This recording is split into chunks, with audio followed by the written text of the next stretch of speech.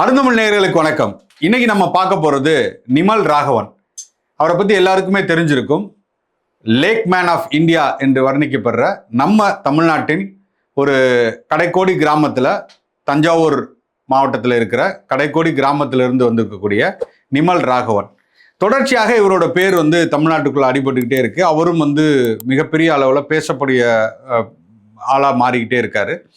அதுல ரொம்ப முக்கியமான காரணம் என்ன அப்படின்னா, இந்த நிமல் ராகவன் என்பவர் ஒரு சாதாரண குடும்பத்தில் பிறந்து ஒரு ஐடி இண்டஸ்ட்ரியில் வேலை பார்த்து அதிலிருந்து ஒரு பெரிய ஒரு இயற்கை மீது, சுற்றுச்சூழல் மீது ஒரு பெரிய தாக்கத்தை உண்டு பண்ணி, நாமையே இந்த கஷ்டப்படுற தண்ணீர் இல்லாமல் தண்ணீருக்காக தவிக்கக்கூடிய மக்களுக்கு நாம் ஏதாவது ஒரு தொண்டாற்ற முடியுமா என்று தன்னார்வலராக பல நாடுகளுக்கு சென்று, பல நாடுகள் இவரை அழைத்து, பல நாடுகள் இவரிடமிருந்து ஆலோசனை பெற்று, எங்கெல்லாம் மிகப்பெரிய வறட்சி இருக்கிறதோ அந்த இடத்திலெல்லாம் தன்னால் இயன்ற ஒரு மாற்றத்தை, அந்த மண்ணில் தண்ணீரே இல்லாமல் தண்ணீருக்காக தவித்து கொண்டிருந்த அத்தனை மக்களுக்கும் ஒரு பெரிய ஒரு மாற்றத்தை ஏற்படுத்திய போற்றக்கூடிய ஒரு மனிதனாக நிமல் அவர்கள் விளங்கி கொண்டிருக்கிறார். அப்போ இதெல்லாம் ஒரு பக்கம் நிமல் அவர்கள் தொடர்ச்சியாக இந்த மாதிரி பல சாதனைகளை செய்து கொண்டிருக்கும் போது எல்லோரும் போல நாமளும் அவரை வாழ்த்துறோம். அவர் மீது மிகப்பெரிய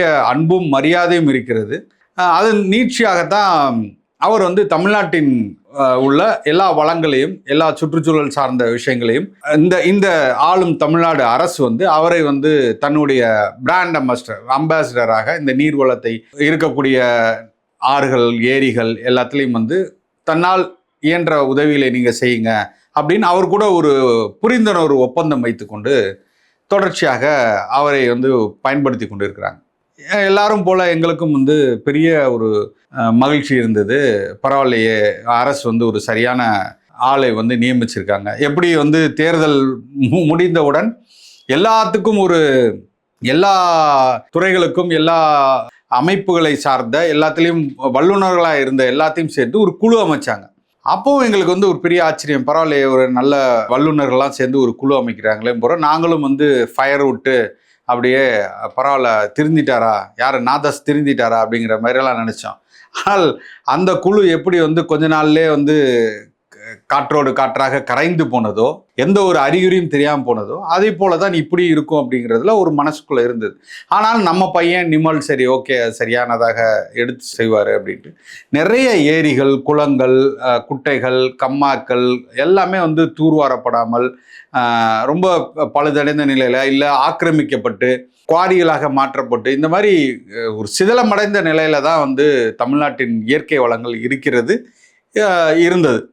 இதில் ஏதாவது ஒரு மாற்றம் செஞ்சிருவார் இவர், இருக்கக்கூடிய எல்லா நீர்நிலைகளையும் கண்டறிந்து அதில் ஒரு பெரிய மாற்றத்தை செய்து விடுவார், எந்த ஒரு இடையூறும் இல்லாமல் நடக்கும் அப்படின்னு நினச்சிட்டு இருக்கும்போது தான் தொடர்ச்சியாக நம்ம எப்போதும் சொல்கிறது போல் இந்த ஆட்சி வந்த உடனே, எப்படி செந்தில் பாலாஜி அவர்கள் நான் ஆட்சிக்கு பொறுப்பேற்ற உடனே மணல் நீங்கள் அள்ளலான்னு சொன்னாரோ, அதை போல தான் இவர்கள் ஆட்சிக்கு வந்த உடனே எங்கு பார்த்தாலும் கல்குவாரிகள், மணல் கொள்ளைகள், ஆற்றுமண் கொள்ளைகள், இந்த மாதிரி மலைகளை வெட்டி பக்கத்து மாநிலங்களுக்கு அனுப்புதல், இந்த மாதிரி தொடர்ச்சியாக ரொம்ப வேகமாக நடக்க ஆரம்பிச்சிச்சு.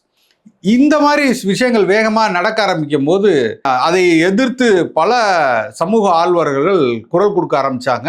அந்தந்த பகுதியில் உள்ளவர்கள்லாம் அச்சுறுத்தப்பட்டாங்க, மிரட்டப்பட்டாங்க.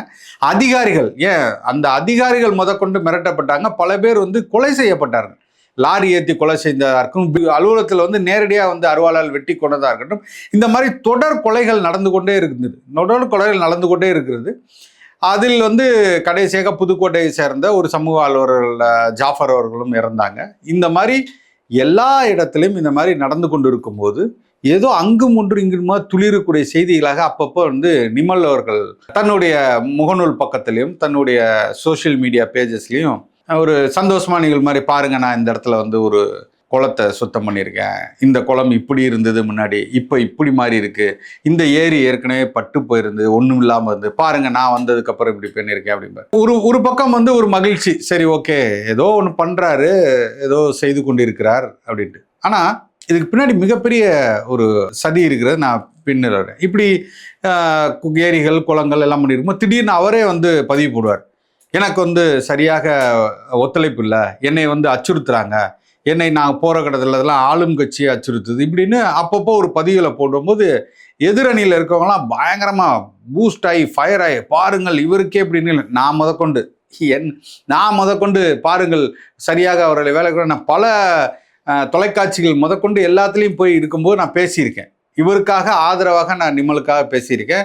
இப்படி வந்து ஒரு மனிதர், தனி மனிதர் இந்த மாதிரி வேலைகள்லாம் செய்யக்கூடியவரை இந்த அரசே இப்படி அச்சுறுத்துதுங்கும் போது நானும் அவருக்காக குரல் கொடுத்துக்கிட்டே இருந்தேன். இது இப்படியே தொடர்ந்துக்கிட்டே இருந்துச்சு. ஒரு நாள் பார்த்தா திடீர்னு எங்கள் ஊரில் வந்து நின்றுட்டார். புதுக்கோட்டையில் கவிநாட்டு கம்மாவை நான் வந்து பராமத்து வேலைகள் செய்து அந்த இடத்தை தூர்வாரி ஆழப்படுத்தி அதை சுத்தப்படுத்தி அங்கே வந்து சிறிய குறுங்காடுகள்லாம் அமைச்சு பண்ண போகிறேன் அப்படின்னா எனக்கு பெரிய மகிழ்ச்சி.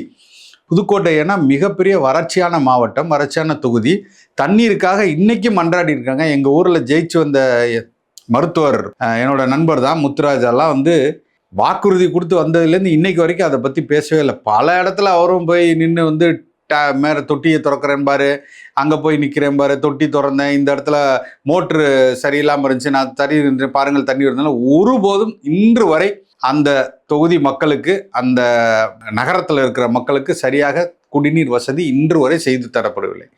அதற்கு பெரிய ஒரு மன ஆறுதலாக சரி பரவாயில்ல, இந்த கவிநாட்டுக்கு அம்மா வந்துச்சுன்னா அந்த இடத்துல வந்து தண்ணீர் வந்து ஓரளவுக்கு இருக்கும், தண்ணீரோட இது கிடைக்கும், நீர்மட்டம் உயரும், ஏதோ ஒரு வேலை நடக்குது அப்படின்னு நினச்சேன். அப்போ பார்த்தா அதை யார் முன்னின்று செஞ்சாங்க அப்படின்னு பார்த்தா அந்த பகுதியோட அமைச்சர் ஐயா ரகுபதி அவர்களின் உறவினர்கள் எல்லாம் சேர்ந்து அவரோட பின்புலத்தில் இருந்து தான் அந்த ஒரு பள்ளி, அங்குள்ள ஒரு முக்கிய பள்ளியை சேர்ந்த தாளாளர் அவர் மூலயமாக அந்த லாரிகள் எல்லாம் சென்று கொண்டு இருந்தது. அங்கெல்லாம் வந்து வேலை நடத்தோன்னா எனக்கு பெரிய ஆச்சரியமாக இருந்தது. சரி பரவாயில்ல, ஏதோ குறுங்காடெல்லாம் அமைக்கிற மாதிரி ஒரு போட்டிருந்தாங்க. அதிகபட்சமாக எனக்கு தெரிஞ்ச ஒரு இடுப்பளவுக்கு உயரத்துக்கு ஒரு சில ஏரியாவில், ஒரு சில பகுதிகளில் மட்டும் ஆழப்படுத்தியிருந்தாங்க. அது எதற்காக ஆழப்படுத்தியிருந்தாங்க அப்படின்னா அதில் உள்ள மண்ணை எடுத்துக்கொண்டு போய் குறுங்காடுகள் அங்கே பக்கத்தில் அமைக்கிறதுக்கும் ஒரு சில கிலோமீட்டர் தூரத்தில் வந்து அந்த கரைகளை உயர்த்துவதற்கும் தான் அந்த மண் பயன்படுத்தப்பட்டது என்பது அங்கே நான் போய் ஒருத்தர் சொன்ன செய்தி தான் அது. நான் அதை பார்க்கல. ஆனால் குறுங்காடு அமைச்சிருந்தாங்க. அந்த மண் வந்து எங்கே போணுச்சு அப்படிங்கிறது ஒரு கேள்விக்குறி உண்மையாலே. அப்போ தொடர்ச்சியாக நான் வந்து அந்த செய்தியில் பார்த்துக்கிட்டே இருக்கேன். சரி நடக்குது, ஏதோ வேலை நடந்துகிட்டு இருக்கும் போல அப்படின்ட்டு. ஆனால் 1118 ஏக்கர் உள்ள அந்த கம்மா, அந்த கம்மாவில் மண் எங்கே எவ்வளோ தூரம் எடுத்திருக்காங்க அதெல்லாம் தெரியல. ஆனால் தொடர்ச்சியாக இந்த செய்திகள் வந்தபோது நானும் அடிக்கடி அந்த பகுதியில் சென்று நான் வந்து பார்வையிட்டு வருவேன். அப்போ எந்த ஒரு பெரிய மாற்றம்லாம் அங்கே நிகழலை, அதான் உண்மை. அங்கே இன்னும் முள்வேலி அந்த கருவை அடைஞ்சு தான் இருக்குது. அந்த பகுதியில் வந்து இன்னும் குப்பைகள் வந்து அந்த மாதிரி அடைந்து தான் இருக்குது. அந்த கரையெல்லாம் வந்து மிகப்பெரிய அளவில் உயர்த்தலாம் இல்லை, அப்படியே தான் இருந்தது. இது ஒரு பக்கம் இருந்தாலும் எதுக்கு நான் இதை சொல்ல வரேன்னா, நிமல் அவர்களுக்கு நான் நேரடியாக சொல்கிறேன், உங்கள் மீது நான் மிகப்பெரிய அளவில் மரியாதை வச்சுருக்கோம், அன்பு வச்சுருக்கோம். நீங்கள் செய்த சாதனைகள் மிகப்பெரிய சாதனைகள் செஞ்சுருக்கீங்க.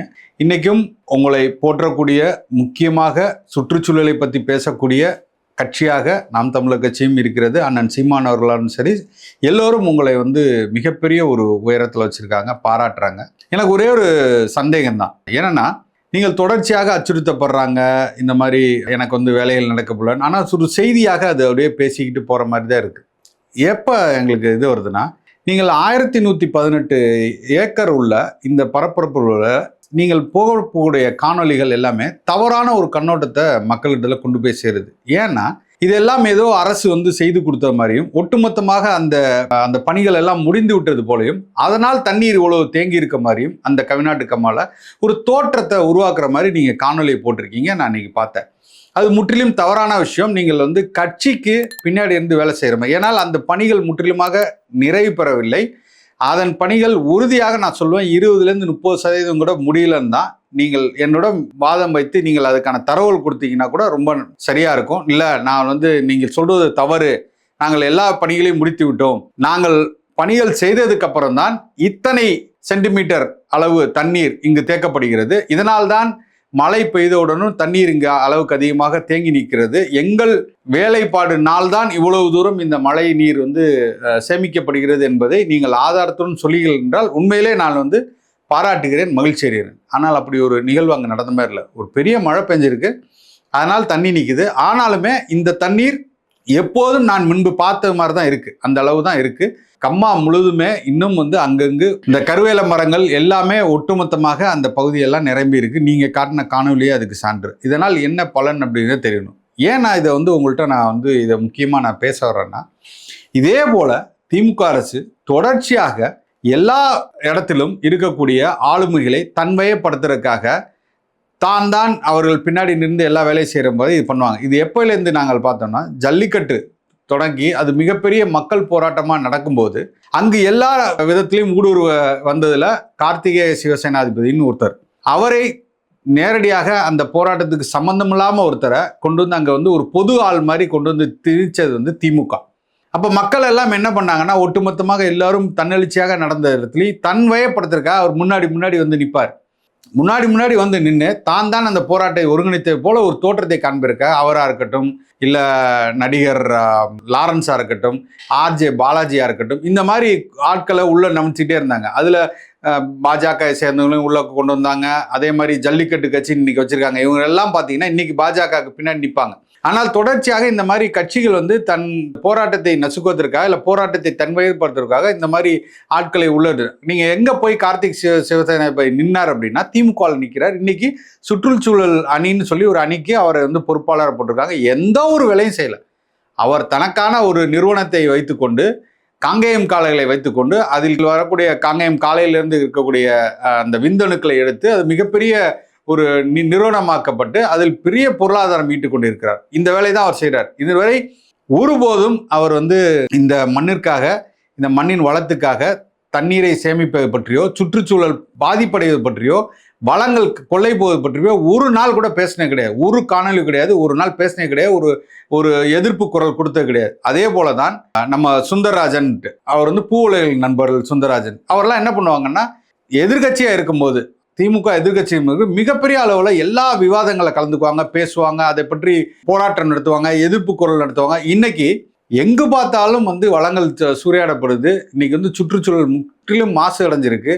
இன்னைக்கு பருவநிலை மாற்றம் மிகப்பெரிய அளவில் நடக்குது. எல்லாம் புயல்னால தான் மழையே பெய்யுது. இன்னைக்கு பள்ளிக்கரணை ஏரி, இவ்வளோ பெரிய ஏரி இன்னைக்கு அது ராம்சார் குறியீடு கிடைக்கப்பட்டு ஆக்கிரமிக்கப்பட்டு இன்னைக்கு பிரிகேட் என்ற நிறுவனத்துக்கு கொடுத்து இது பெரிய சர்ச்சை உருவாக்கி நிற்கிது. நேற்று நீங்க பார்த்தீங்கன்னா ஒட்டுமொத்தமாக பள்ளிக்கரணை சுற்றி இருக்கிற மேடவாக்கமாக இருக்கட்டும், அந்த பகுதியெல்லாம் தண்ணீர் அந்த சதுப்பு நிலத்தில் பாயக்கூடிய தண்ணீர் எல்லாம் இன்னைக்கு வீடுகளை நோக்கியும் அப்பார்ட்மெண்ட்டை நோக்கியும் குடியிருப்புகளை நோக்கியும் முற்றிலுமாக நிரம்பி நிற்குது. இதெல்லாம் யார் காரணம்? இதை பற்றி ஏன் பேச மாட்டாங்க அப்படின்னா, இவர்கள் திமுகவின் பின்னாடி இருந்து இயங்கக்கூடிய இடத்துல அமைதியாயிட்டாங்க. இதை போல ஐயா கோவனா இருக்கட்டும், சாராயத்தை பற்றி அவ்வளோ தூரம் எதிர்ப்பு தெரிவித்தார், தமிழகமே தள்ளாடுதுன்னாரு. ஆனால் இன்னைக்கு எங்கே இருக்கார் அவர்? இன்னைக்கு அவர்கள் பின்னாடி போய் அமைதியாக இருக்கிறார். இன்னைக்கு திமுகவின் கைப்பாவே நின்றுட்டு இருக்கார். எதை பற்றியும் குரல் எழுப்பார். அப்போ இன்னைக்கு தமிழகம் சுமூகமான நிலையில் இருக்கா? எல்லாம் மக்கள் மகிழ்ச்சியாக இருக்காங்களா? எல்லாம் எல்லாத்துக்கும் கிடைச்சிருத்தா? ஏன் அந்த எதிர்ப்பு குரல் பெருசாக எழும்பலை? அப்போ இதுக்கெல்லாம் யார் காரணம்? அப்போ திமுக பின்னாடி மிகப்பெரிய அளவில் ஒரு சதியை செய்து கொண்டிருக்கு. அந்த சதி வலையில் உங்களையும் சிக்க வைத்து விட்டார்களோ என்று பொதுமக்களுக்கு இருக்கக்கூடிய ஐயப்பாடு மாதிரி எனக்கும் அந்த ஐயம் தோன்ற ஆரம்பிச்சிருச்சு. இது ஒரு சரியான அணுகுமுறையில் போலையோ அப்படின்ட்டு. ஏன் அப்படின்னா, நீங்கள் நல்லா யோசிங்க. நிமல், உங்களுக்காக நான் இந்த கேள்வி அனுப்புகிறேன். ஒரு சாதாரண ஒரு பாமரனாக இந்த கேள்வி அனுப்புகிறேன். நீங்கள் தொடக்க காலத்தில் என்ன பண்ணீங்க அப்படின்னா, வெளிநாடுகளில் இல்லை ரொம்ப ஏழ்மையான நாடுகளில் தண்ணீருக்கே கஷ்டப்படுற ஒரு இடத்துல, தண்ணீருக்கான எந்த ஒரு அறிகுறியும் இல்லாத இடத்துல நீங்கள் உங்களுடைய அறிவை வைத்து, உங்களுடைய கல்வி அறிவை வைத்து, நீங்கள் படித்ததை வைத்து, நீங்கள் ஆசைப்படுவது, நீங்கள் இந்த இடத்துல எப்படியாவது ஒரு நல்லது நடக்குங்கிற ஒரு ஏக்கத்தோட நீங்கள் முழு முயற்சியாக நீங்கள் என்ன பண்ணீங்கன்னா, அந்த மாதிரி இடத்துங்களை தேர்ந்தெடுத்து அவர்களுக்காக ஒரு மிகப்பெரிய ஒரு மாற்றத்தை இந்த மண்ணில் நிகழ்த்தினீங்க. உண்மையிலே வரவேற்கத்தக்கது, பெருமைப்பட வைக்குது. ஆனால் நீங்கள் யோசிச்சு பாருங்க, நீங்கள் தமிழ்நாட்டில் இன்னைக்கு செய்து கொண்டிருக்கக்கூடிய வேலைகள் என்னன்னு நீங்கள் யோசிச்சு பார்த்தீங்களா? நீங்கள் என்ன வேலை செய்கிறீங்கன்னு யோசிச்சு பாருங்க.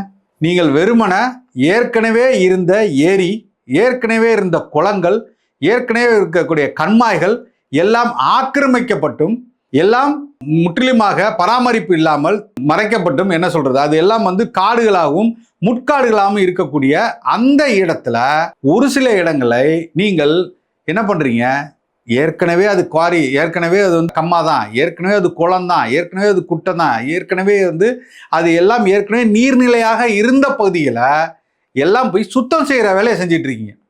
ஜேசிபியை வைத்துக்கொண்டு சுத்தம் செய்யக்கூடிய வேலையும் அங்கு குறுங்காடுகள் அமைக்கக்கூடிய வேலையும் தான் செஞ்சுட்டு இருக்கீங்க. இதை அரசு செய்யாதா? இதை அரசு நினைச்சிருந்தா செய்ய முடியாதா? எடப்பாடி அரசு இருக்கும்போது தூர் வரலையா? எடப்பாடி அரசு இருக்கும்போது இதெல்லாம் செய்யவில்லையா? சொல்லுங்க, மராமத்து வேலைகள் செய்யவில்லையா?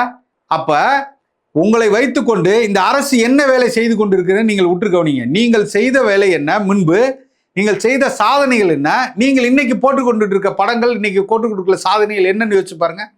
வெறுமனே நீங்க அரசு ஜேசிபி வைத்துக்கொண்டு, இயந்திரத்தை வைத்துக்கொண்டு அந்த இடத்துல வந்து ஒரு 5 சென்டிமீட்டரோ இல்லை 20 சென்டிமீட்டரோ இல்லை 30 சென்டிமீட்டருக்கோ உங்களுக்கு வந்து ஒரு அளவுகோடையில் வைத்துக்கொண்டு இல்லை 5 அடியோ 3 அடியோ நீங்கள் வந்து அந்த இடத்தை நீங்கள் தூர்வாரி அந்த இடத்தை வந்து நீங்க பராமரிக்கிற வேலையை தான் செஞ்சிட்டு இருக்கீங்க.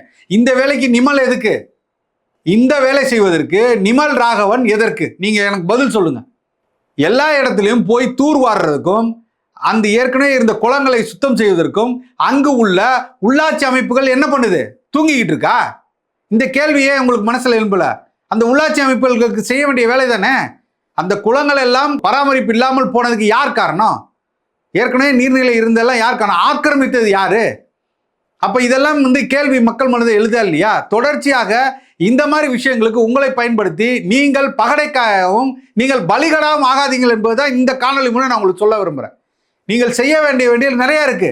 நீங்கள் ராமநாதபுரம் மாற்றமோ இல்லை சிவகங்கையோ இல்லை எந்த இடத்தில் தண்ணீர் இல்லாமல் தண்ணீருக்காக கஷ்டப்படுறாங்களோ அந்த மாதிரி இடங்களை நீங்கள் தேர்வு செய்து அந்த மாதிரி மக்களுக்கு நீங்கள் உதவி செய்து அங்கு ஒரு புரட்சியை ஏற்படுத்தினீங்கன்னா உண்மையாலே உங்களுக்காக நாங்கள் தலை வணங்குறோம். ஆனால் நீங்கள் செய்யக்கூடிய வேலைகள் என்ன, நீங்க தயவு செய்து பாருங்க. திமுக உங்களை பின்னாடி வைத்துக்கொண்டு தான் செய்யக்கூடிய தவறுகளை எல்லாம் மறைப்பதற்காக தான் இதுவரை சுரண்டி கொளுத்த, இதனால் இத்தனை ஆண்டுகள் இவர்கள் எல்லா அக்கிரமங்களையும் செய்து ஆக்கிரமிப்பு செய்து தன்னிடம் இந்த மண்ணில் இருந்த வளங்களையும் சுரண்டதுக்கு உங்களை முன்னாடி நிறுத்தி பகடைக்காயை மாத்துறாங்க. தயவு செய்து சொல்றேன், நிமல் அவர்களே, உங்கள் மீது மிகப்பெரிய அளவில் மரியாதை வைத்திருப்பதால், உங்கள் மீது மதிப்பு வைத்திருப்பதால் நாங்கள் சொல்கிறோம், இந்த அரசிடமிருந்து நீங்கள் ரொம்ப கவனமா இருக்கணும். நீங்கள் உண்மையாகவே தெரியாமல் நீங்கள் போய் அதில் சிக்கிக் கொண்டிருந்தால் தயவு செய்து இதற்கப்புறம் கவனமா இருந்து அதிலிருந்து விலகுங்கள். அதுதான் நீங்கள் இந்த மண்ணிற்கும் மக்களுக்கும் செய்யக்கூடிய நியாயமானதா இருக்கட்டும். உண்மையாக நீங்க இந்த மக்களையும் மண்ணையும் நேசித்தீர்கள் என்றால், சுற்றுச்சூழலை நேசித்தீர்கள் என்றால், இந்த மக்களுக்காக தொண்டாற்ற வேண்டும் என்று நினைத்தீர்கள் என்றால் கவனமாக இருங்கள்.